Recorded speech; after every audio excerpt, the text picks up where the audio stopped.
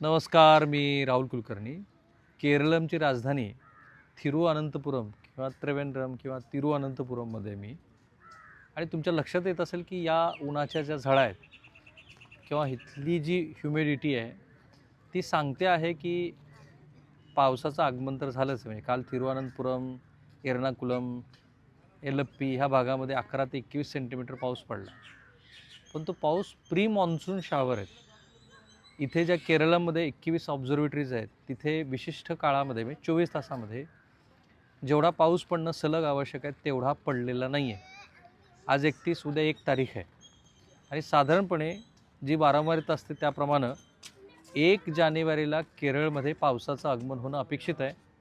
पण आत्ताचं हे तीव्र उन्हाचं वातावरण पाहता आणि आकाशामध्ये माझ्या मागं ते इमारतीचे दिसलेले तुम्हाला ढग पाहता या केरळमध्ये हा जो पारंपरिक 1 जूनचा मुहूर्त आहे तो मुहूर्त पावसानं टाळला आहे. आत्ता मी हवामान विभागाचे काही तपशील बघितले तर भारतीय हवामानशास्त्र विभागाच्या ताज्या अहवालानुसार केरळमधली मॉन्सूनची सद्यस्थिती गेल्या 6 दिवसातील पाऊस आणि पुढचे अंदाज जर आपण बघितले तर अरबी समुद्र आणि बंगालच्या उपसागरामध्ये मॉन्सून वेगानं पुढं सरकतो आहे. सध्या परिस्थिती मॉन्सूनच्या आगमनासाठी अनुकूल आहे आणि IMDच्या ताज्या अंदाजानुसार पुढील 4 ते 5 दिवसात केरळच्या काही भागामध्ये मॉन्सूनचं अधिकृत आगमन, ज्याला आपण मॉन्सून ऑनसेट म्हणतो, ते होईल. म्हणजे 1 तारखेचा मुहूर्त तर जवळपास टळल्यात जमा आहे. असं का घडलं आहे त्याचं तेही सांगतो. पण गेल्या 6 दिवसातली पावसाची स्थिती जर आपण बघितली तर केरळमध्ये मॉन्सूनपूर्व आणि मॉन्सूनच्या सुरुवातीच्या वाऱ्यामुळं गेल्या 6 दिवसात अनेक ठिकाणी मॉन्सूनपूर्व पाऊस पडला आहे. इथे पण म्हणजे केरळच्या राजधानीमध्ये जिथे मी आता बसलो आहे तिरुअनंतपुरममध्ये, काल काही भागामध्ये वॉटर लॉगिंग म्हणजे पाणी साचलं होतं. 25 मेला केरळ आणि माहेमध्ये काही ठिकाणी केरळच्या काही भागामध्ये मुसळधार ते अतिमुसळधार पाऊस झाला, पण तो स्कॅटर्ड पाऊस आहे. 26 ते 28ला अरबी समुद्रातील चक्रीय चक्रवातामुळे जो मी तुम्हाला पुण्यातनं दाखवला होता, सायक्लोन सर्क्युलेशन ज्याला आपण म्हणतो, केरळच्या बहुतांश भागामध्ये मध्यम ते जोरदार पाऊस सुरू राहिला. 29 मेला तिरुअनंतपुरम, कोल्लम, अलपुझा, कोट्टायम, एर्नाकुलम या 6 जिल्ह्यामध्ये येलो अलर्ट जारी करण्यात आला होता. 30 मेला केरळच्या अनेक भागात मुसळधार पाऊस पडला. यामध्ये कोझिकोडमध्ये 11 सेंटीमीटर, एर्नाकुलममध्ये 10 सेंटीमीटर इतकी सर्वाधिक पावसाची नोंदवली गेली. पण पावसाचे पुढचे 6 दिवसाचे अंदाज बघा. IMDनं पुढील 7 दिवसासाठी पावसाचा इशारा जारी केला आहे. 1 जून ते 6 जून दरम्यान केरळच्या बहुतांश जिल्ह्यामध्ये वादळी वाऱ्यासह ताशी 50 ते 60 किलोमीटर वेगानं वारी वाहेल आणि विजाच्या कडकडाटासह पाऊस पडेल. मुसळधार पावसाचा इशारा आहे 1 जून ते 5 जून दरम्यान काही विशिष्ट भागामध्ये आणि अर्थातच मासेमारांना वगैरे इशारा देण्यात आलेला आहे. ही जी माझ्या मागची बिल्डिंग आहे त्याचे सगळे संदर्भ मी तुम्हाला सांगेन. खूप इंटरेस्टिंग आहे. रामायणाशी त्याचा संबंध आहे. पण पावसावर आपण बोलतोय तर हे तीव्र स्वरूपाचं ऊन हे मॉन्सूनच्या आगमनासाठी पूरक असतं. ह्युमिडिटी पण पूरक असते कारण प्रचंड गरम होतं इथे. पण पाऊस जसा सलग असतो केरळमध्ये तसा नाही आहे पाऊस.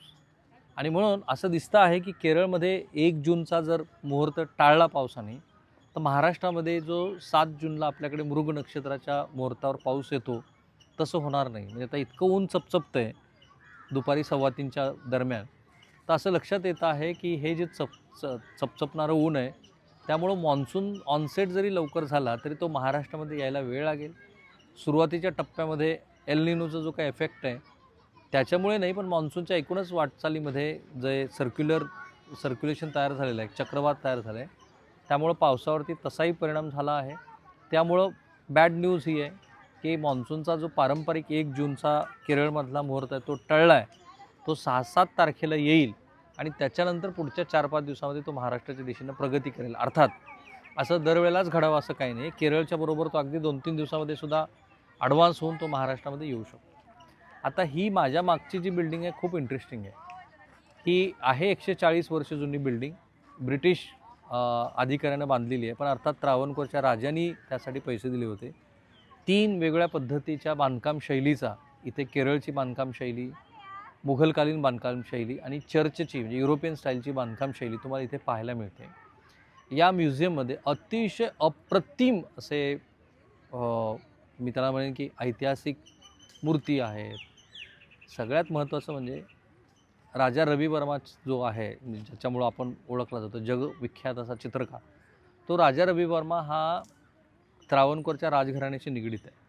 सो त्या त्रावणकोरच्या राजघराणं इथलं जे पद्मनाभ मंदिर आहे त्या पद्मनाभ मंदिरासाठी म्हणून एक रामायणामधली आपल्याला सगळ्यांना माहिती असलेली जटायूची कथा म्हणजे पुष्पक विमानातनं रावण हा म्हणजे पुष्पक विमानाचा तर महाभारत आणि रामायणात अनेक वेळेला उल्लेख आहे. पण रावण ज्यावेळेला सीतेचं अपहरण करायला आणि केरळ म्हणजे काय तर भारताचं शेवटचं टोक त्याच्यानंतर लंका म्हणजेच पाताळ सुरू होतो, तर त्या ठिकाणी तो आला. इथेच जटायूचं युद्ध झालं.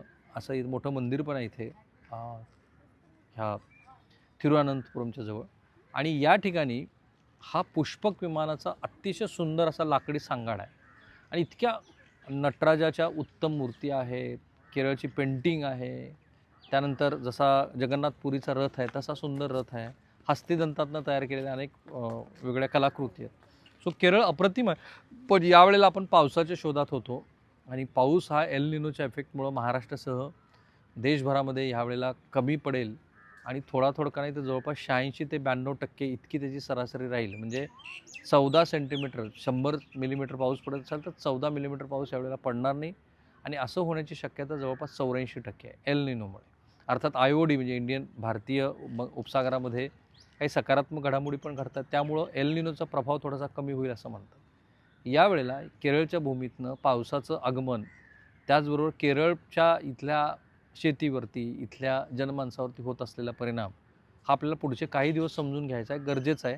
कारण त्याप्रमाणे महाराष्ट्रामध्ये पण आपल्याला वेगळ्या पद्धतीच्या उपाययोजना करता येतील. आत्ताच आपल्या धरणातला पाणीसाठा हा कमी होत चालला. आता इथे एवढी उन्हाची तीव्रता आहे तर महाराष्ट्रामध्ये काय असेल मी समजू शकतो. अनेक भागामध्ये आजही महाराष्ट्रामध्ये उन्हाच्या झळा तीव्र जाणवत आहे. सो थिरुअनंतपुरममधून पावसाचा हा रिपोर्ट आहे. आणखी काही तुम्हाला आमच्याकडनं अपेक्षा असेल तर या व्हिडिओच्या कमेंट बॉक्समध्ये जरूर टाका. चॅनल सबस्क्राईब करा. थांबूया. थँक्यू.